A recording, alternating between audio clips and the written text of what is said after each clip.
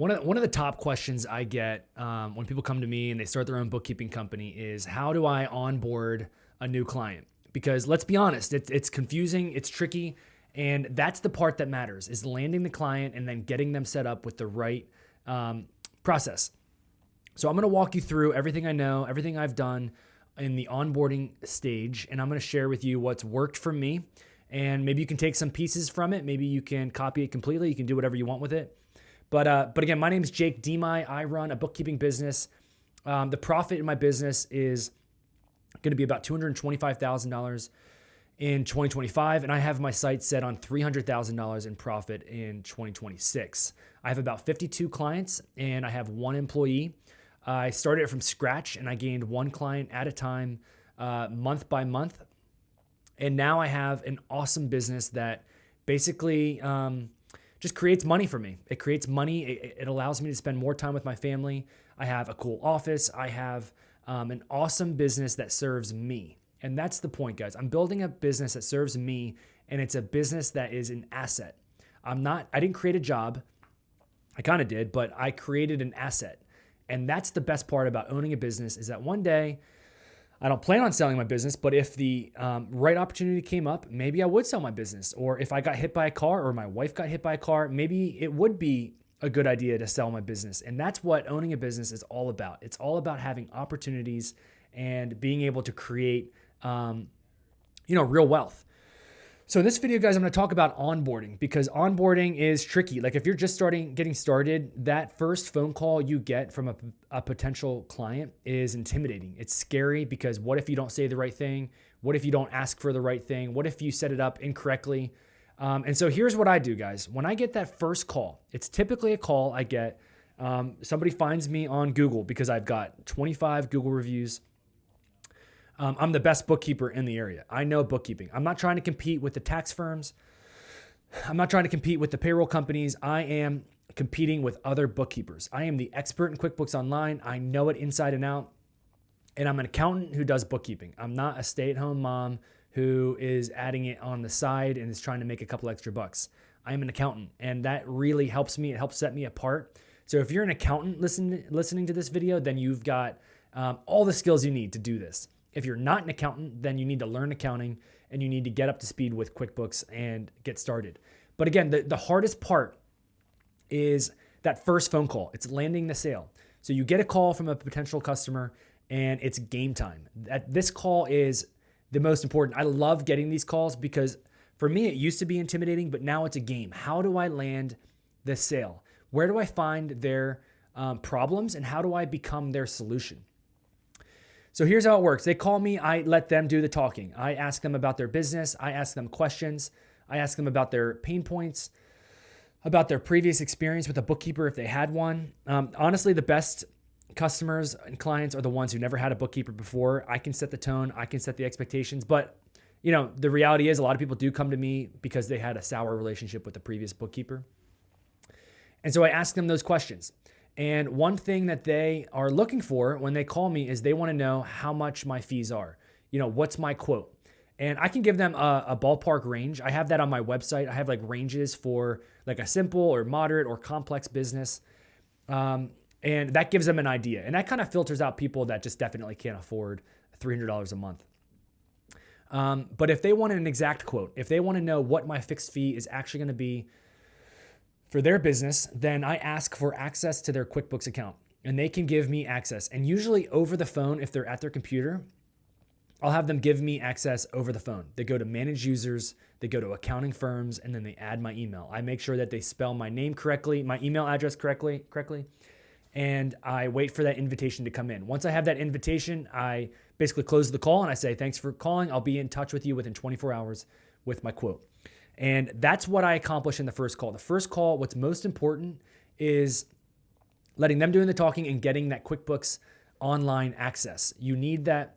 If they don't have QuickBooks Online, then it does get a little bit tricky to quote. It's very difficult to quote.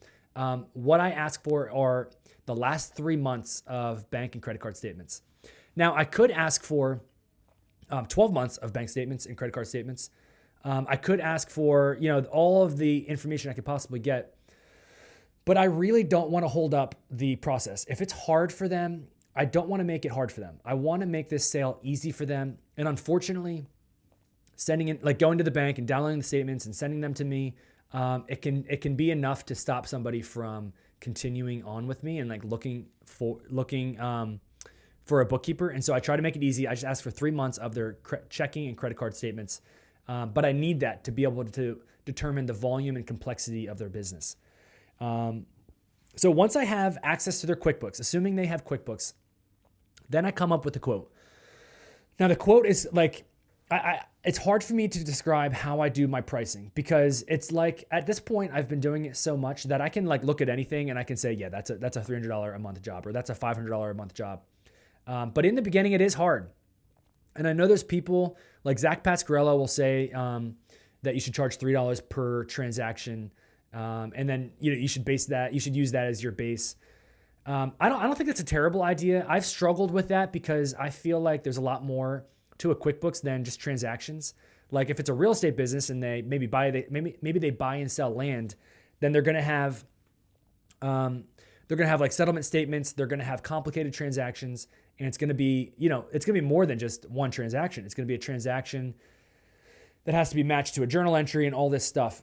So I look at their QuickBooks and I look at their balance sheet. I look at their AR. Are they sending invoices through QuickBooks? And honestly, the hardest part about bookkeeping, guys, if I'm just, being real, it's the sales. The expenses are super easy. The expenses, you just categorize, what it is. If it's supplies and materials, it goes to supplies and materials. If it's office expense, it goes to office expense. But for sales, it's tricky because if they do invoicing in QuickBooks, it makes it significantly more complicated. You have to match the deposits to the invoices. You have to manage AR. So AR management, I don't send invoices. I don't do bill pay or anything like that. But AR management, like light AR management, where I'm matching the deposits to the invoices, is an additional like $200 a month. So it might take a client from $300 a month to $500 a month easily. And so I come up with that price. I look at everything, guys. I look at their bank feed. Are the bank accounts connected? I look at their profit and loss and their balance sheet. And I give them, once I come up with that quote, I give them a free diagnostic and my pricing. And I shoot them an email with this information. And in the diagnostic, I show them if there's enough wrong with it. If there's nothing wrong with QuickBooks, I'll skip the diagnostic. I don't promise a diagnostic in the initial call. But if I see an opportunity, if their QuickBooks is a complete nightmare and I see tons of opportunities for them to find tax savings, to make their books cleaner, if I see obvious errors, I'll list all that out. I'll flex. I'll do my little accounting flex. I'll tell them all the things I'm seeing, how I can fix it, and I'll just do it in bullet point format. And I posted in LinkedIn one of my one email that I sent like as an example. And so maybe if you want to look at my LinkedIn profile, you can maybe find that in like a post from like a month ago. Or maybe I'll just add it into this video comments. But I will give them the diagnostic and then my pricing. And like I said, pricing is tricky. I almost always do a cleanup or catch-up fee. And typically I do the cleanup based off of the monthly cost. And so cleanups and catch-ups are different. If they haven't done any bookkeeping whatsoever, then I would consider that to be a catch-up. And in that case, I charge 75% of whatever monthly fee I charge. So if I say that they're a $300 a month client, I will the cleanup. If it's, let's say it's 10 months of catch-up that I need to do. If it's 10 months of catch-up at $300 a month, that's $3,000 over 10 months times 75%. So really, it's like what, $2,250 would be the amount that I would charge for a cleanup, and then it would be $300 a month going forward. If it's a cleanup, it is a little bit more tricky. The way I price a cleanup is by thinking in my head, how long do I think it's going to take me? I highly, highly recommend that you don't do hourly pricing. Stick to fixed pricing. Even if you're doing a cleanup, even if you underprice a job, you just don't want to be under a clock. You don't want to have to explain your time. It's really hard to quote. No matter what, you're going to have to tell the client how long you think it's going to take you anyway. So if you say it's going to take 5 to 10 hours, like that, you might as well just put that into a number. and, not tell them how long it's going to take you. Because if it does take you 3 hours, then like, boom, like that's terrible. You just lost so much opportunity. But if it takes you 15 hours, then, that's tough. And it would be hard to explain it to the client anyway. And honestly, if you did hourly billing and you did 5 hours over the time, honestly, you probably wouldn't be honest about your time, and you would only bill them for like the top of the range that you initially quoted them at. So stick to a fixed fee. Absolutely do not budge on that. Okay, that's enough on pricing. I have another video on that. I could do another video on it maybe. But the onboarding process goes like this. You get the call, and then it's the the quote email. It's the diagnostic email that you send to the client. And that's where you just hope they say yes. You hope they move forward with that call, with that price. And you leave it open to them. You say, if you have any questions or concerns about the pricing, please let me know. And I leave it to them. And I just trust that, if they're the right fit, then they're the right fit. And a lot of times I'll get ghosted at that point. Maybe my price is too high. But sometimes I get a yes and I get the green light. And when that's the case, then it's go time. And I start with my onboarding email. So if they say, yes, let's move forward, then my onboarding email is next. And this onboarding email includes everything that I need. It's usually, I have a quick paragraph where I'm like, yo, I'm so excited to, be joining your team. Can't wait to work with you. And then I list out the things that I need. And here are the things that I need. I need access to everything that I can possibly get access to. I need a view-only access to their bank and credit card accounts. Most banks will let the business owner provide view-only access. They can typically do it online. If they can't do it online, then they'll have to call the bank to have the banker give them instructions on how to do it. It is possible with like 90% of banks. There are some like credit unions and some small banks that don't offer this. And so if that's the case, then I would highly recommend talking to the client about switching banks potentially, or just relying on the client to send you the statements every month. Not ideal. But what you need are the access to the bank and credit card statements. So that's a requirement. I also send them a link to my proposal software. I use Ignition. And Ignition's great, and it just allows them to click the link. They can sign the contract. They can pay the amount that's owed. I charge 100% upfront for cleanup work, and and in that same link, they have their credit card information or ACH information in there for the future monthly billings that are billed to them on the first of each month. So I have a link to that. I have a link to the view-only access. I need access to payroll, so I ask for access to their payroll processor. Maybe it's Gusto or ADP. Maybe it's like a local payroll company. You want access to payroll so that you can break out the payroll. And then let's see, what else do I ask for? I ask for access to their POS system. So if it's Square or Toast or Gusto, I already mentioned Gusto, but if it's like a credit card processor, you want access to that so that you can break down the sales. You can take out the processing fees. You can record the sales at gross. That's really important.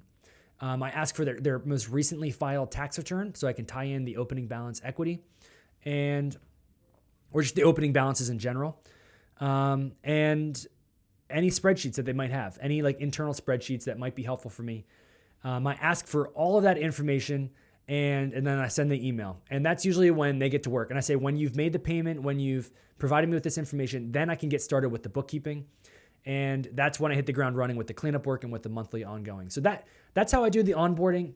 It is by no means perfect. I'm sure there's a better process. Before I had Ignition, I had to use Dropbox Sign to send them a contract for them to sign electronically. And then I also sent them like an ACH automatic withdrawal form that they also had to fill out with Dropbox Sign. And so Dropbox Sign's like, I don't know, $20 a month, whereas Ignition is like $150 a month. So if you're just starting your bookkeeping business, don't try to do these fancy softwares. You really don't need that. For me, it's helpful, and I didn't really need it until maybe 30 clients in, 40 clients in. And so you probably don't need Ignition. Dropbox Sign would be great. But you do want them to have an option to e-sign the different documents. It just makes it easier opposed to them signing something by hand and sending it in. So that's my process. And that's pretty much how it works. So if you have any questions about that, if you want me to do a video about anything I talked about in more detail, I'm happy to do that. I it's definitely worked for me. Like I have 52 clients now, and each of them have basically followed that process. It does take a lot of hand holding in the beginning, but the extra work in the beginning to get this information is it's worth it, because once you have the information at your disposal, then it makes the monthly work ongoing so much easier when you already have that information. And obviously you want the contract signed, you want them signed on for the automatic withdrawal for the payment. But again, once you have that, it's cruise control and you hit the ground running. But that's it, guys. I appreciate you making it this far in the video. If you can like this video, if you liked it, then like it. If you can subscribe to this channel, that would be much appreciated. I think I'm at like almost 1,800 subscribers, which is insane. I can't believe people actually like to listen to this content. But honestly, guys, I really appreciate each and every one of you for listening, for adding your comments. I hope this content is helpful for you. Thank you.